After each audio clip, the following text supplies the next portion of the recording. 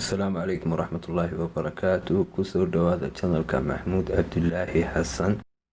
Maanta iyo video cusub oo ka sheekeyn doono dalka Botswana.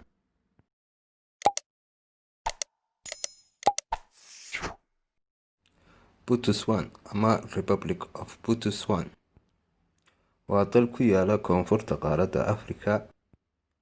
Xagga koonfur waxaa xideeya South Africa, xagga barina waxaa xideeya dalka Benin, xagga galbeed iyo waqooyina waxaa xideeya dalka Zimbabwe. Dalka Botswana wuxuu la wadaagaa dalka Zambia xuduudda ugu yar adduunka oo gaadhaysa 150 mitir oo keliya. Dalka Botswana waa xubin ka mid ah Midowga Afrika iyo Qaramada Midoobay iyo ururka dalalka loo yaqaan Commonwealth oo hoos imaada gumaystihii boqortooyada Ingiriiska.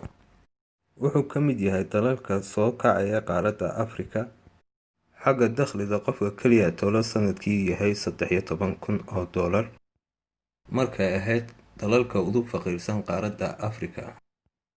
Cabirka dalka Botswana waxaa lagu qiyaasaa 600,370 kiilomitir oo iskuweer oo soo gelaysa kaalinta 74aad xagga cabirka dhulka ee adduunweynaha.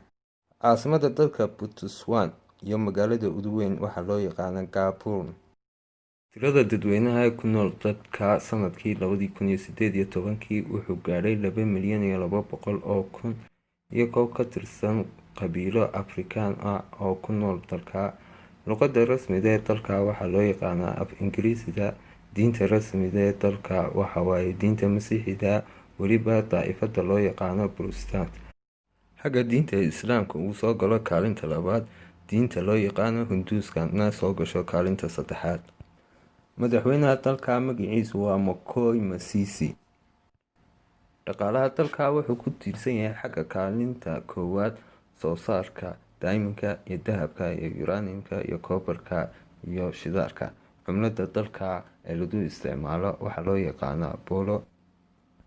Xorriyaddeeda waxay kala soo noqotay boqortooyada Ingiriiska 1966 iyadoo ka mid ah ururka loo yaqaano Commonwealth.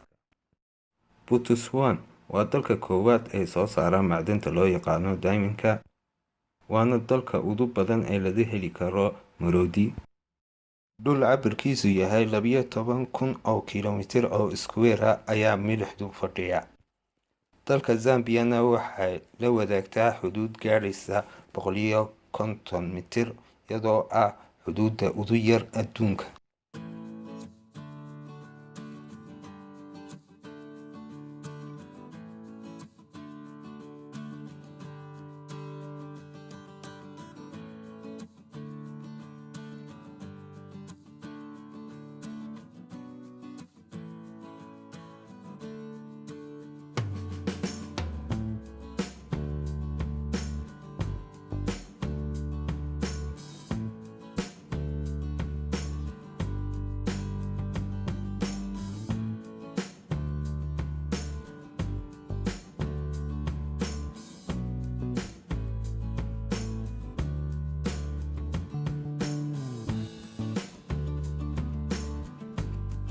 daawadayaasha channelka Maxamuud Cabdilaahi Xasan waxaa ka raali gelinaya haddii macluumaadka dalka aan ka soo gudbiye iska yar yihiin.